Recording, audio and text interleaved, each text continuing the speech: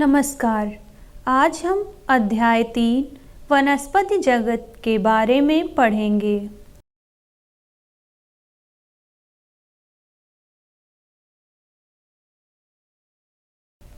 पिछले अध्याय में हमने व्हिटेकर 1969 द्वारा सुझाए सजीवों के प्रमुख वर्ग के विषय में पढ़ा था।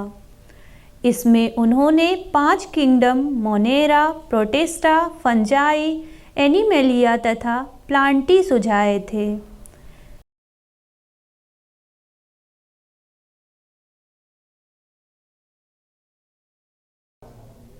मैं इस पंक्ति को पुनः दोहरा रही हूँ। पिछले अध्याय में हमने व्हिटेकर 1969 द्वारा सुझाए सजीवों के प्रमुख वर्ग के विषय में पढ़ा था। इसमें उन्होंने 5 kingdom Monera, protista, fungi, animalia तथा प्लांटी सुझाए थे।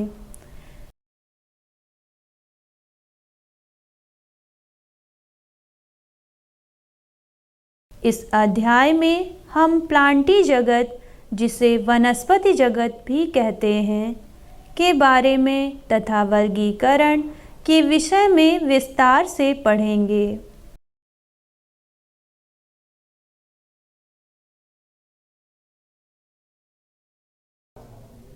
मैं इस पंक्ति को पुनः दोहरा रही हूँ। इस अध्याय में हम प्लांटी जगत, जिसे वनस्पति जगत भी कहते हैं, के बारे में तथा वर्गीकरण के विषय में विस्तार से पढ़ेंगे।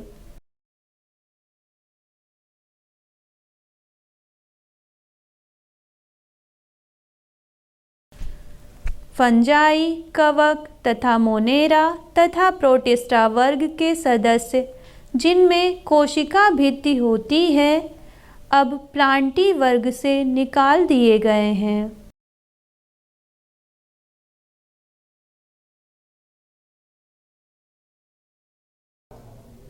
मैं इस पंक्ति को पुनः दोहरा रही हूँ।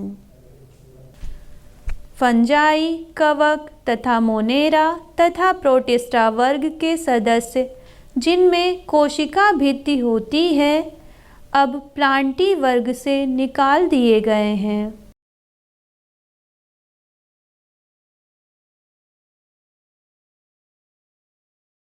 यद्यपि वे पहले दिए गए वर्गीकरण के अनुसार एक ही जगत में होते थे, इसलिए साइनोबैक्टीरिया, जिन्हें नील हरित शैवाल कहते थे, अब शैवाल नहीं है।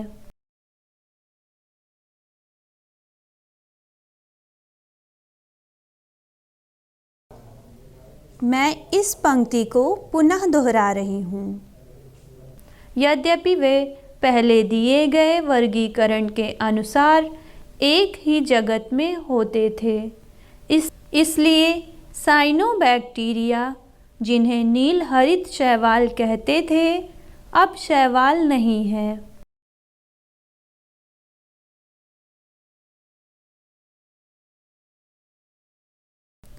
इस अध्याय में हम प्लांटी के अंतर्गत शैवाल, ब्रायोफाइट, टेरिडोफाइट, जिम्नोस्पर्म तथा एंजियोस्पर्म के विषय में पढ़ेंगे।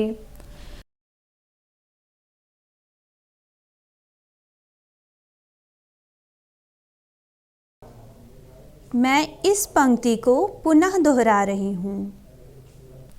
इस अध्याय में हम प्लांटी के अंतर्गत शैवाल, ब्रायोफाइट, टेरिडोफाइट, जिम्नोस्पर्म तथा एंजियोस्पर्म के विषय में पढ़ेंगे।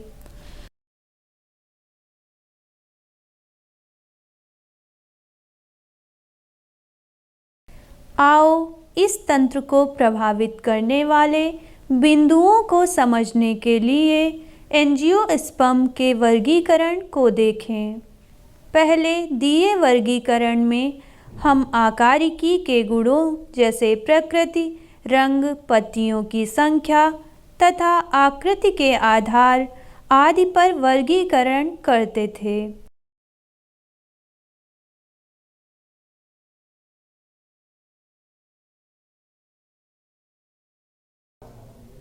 मैं इस पंक्ति को पुनः दोहरा रही हूँ।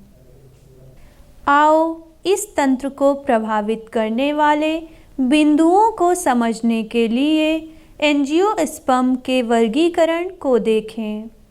पहले दिए वर्गीकरण में हम आकारिकी के गुणों जैसे प्रकृति, रंग, पत्तियों की संख्या तथा आकृति के आधार आदि पर वर्गीकरण करते थे।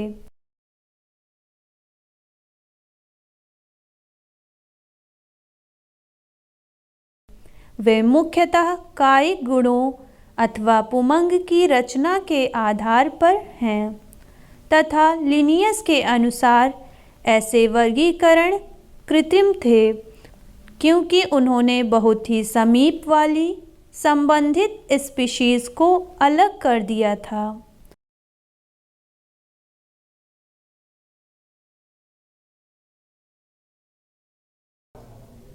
मैं इस पंक्ति को पुनः दोहरा रही हूँ।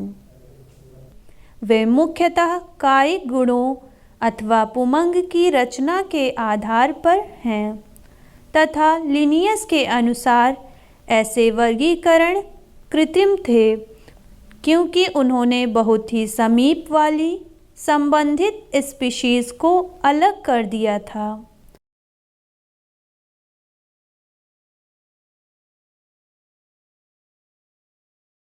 इसका कारण था कि वे बहुत ही कम गुणों पर आधारित थे। कृत्रिम वर्गीकरण में कायिक तथा लैंगिक गुणों को समान मान्यता दी गई थी। यह अब स्वीकार नहीं है।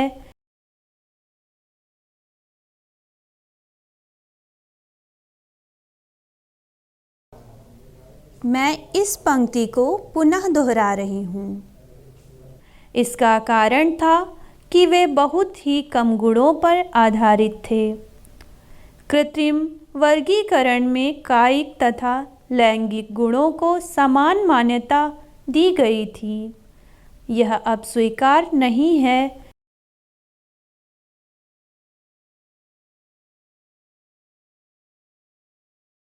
क्योंकि हम जानते हैं कि कायिक गुणों में प्रायः पर्यावरण के अनुसार परिवर्तन हो जाता है। इसके विपरीत प्राकृतिक वर्गीकरण जीवों में प्राकृतिक संबंध तथा बाह्य गुणों के साथ साथ भीतरी गुणों जैसे परारचना, शारीर, भ्रूण विज्ञान तथा पादप रसायन के आधार पर विकसित हुआ है।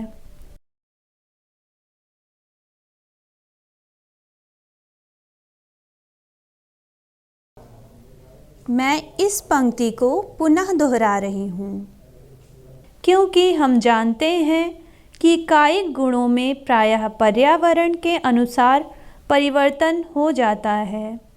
इसके विपरीत प्राकृतिक वर्गीकरण जीवों में प्राकृतिक संबंध तथा बाह्य गुणों के साथ साथ भीतरी गुणों जैसे परारचना, शारीर, भ्रूण विज्ञान तथा पादप रसायन के आधार पर विकसित हुआ है।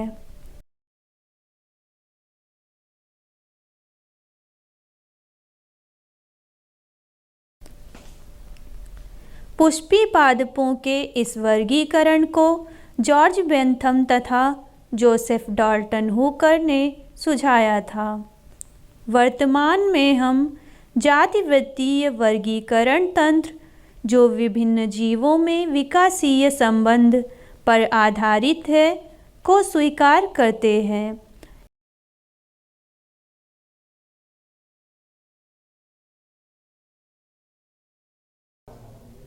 मैं इस पंक्ति को पुनः दोहरा रही हूँ।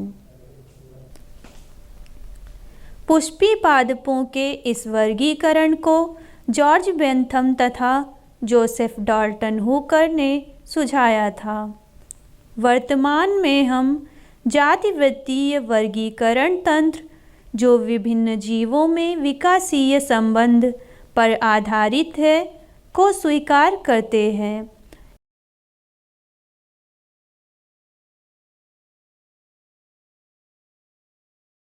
इससे यह पता लगता है कि समान टैक्सा के जीव के पूर्वज एक ही थे। अब हम वर्गीकरण की कठिनाइयों को हल करने के लिए विभिन्न सूचनाओं तथा अन्य स्रोतों का उपयोग करते हैं।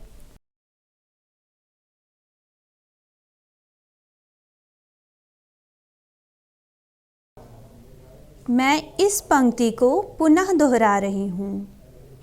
इससे यह पता लगता है कि समान टैक्सा के जीव के पूर्वज एक ही थे। अब हम वर्गीकरण की कठिनाइयों को हल करने के लिए विभिन्न सूचनाओं तथा अन्य स्रोतों का उपयोग करते हैं।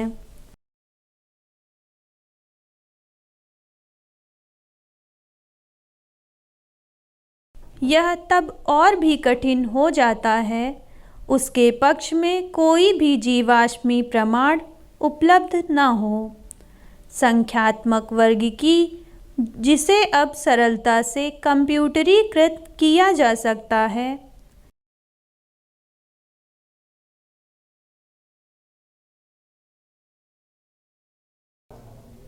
मैं इस पंक्ति को पुनः दोहरा रही हूँ। यह तब और भी कठिन हो जाता है उसके पक्ष में कोई भी जीवाश्मी प्रमाण उपलब्ध न हो।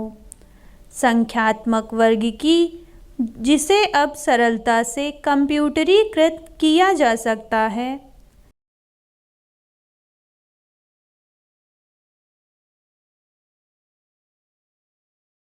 सभी अवलोकनीय गुणों पर आधारित है।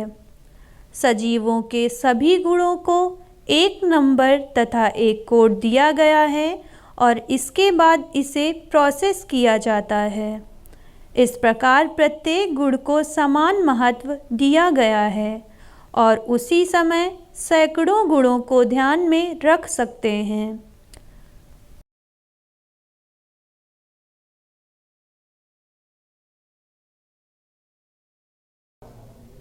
मैं इस पंक्ति को पुनः दोहरा रही हूँ।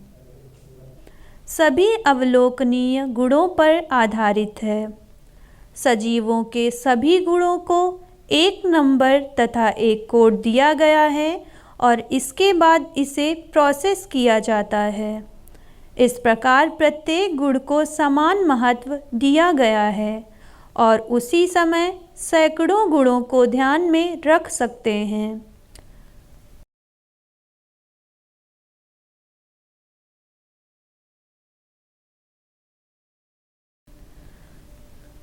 आजकल वर्गीकीविद भ्रांतियों को दूर करने के लिए कोशिका वर्गीकी के कोशिका विज्ञानीय सूचनाओं जैसे क्रोमोसोम की संख्या, रचना, व्यवहार तथा रसायन वर्गीकी जो पादपों के रासायनिक कारकों का उपयोग करते हैं।